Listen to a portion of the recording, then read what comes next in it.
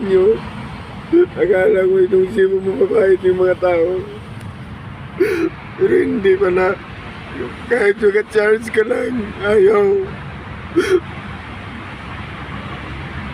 Kahit hihingi ka lang ng tubig, hindi rin magbibigay.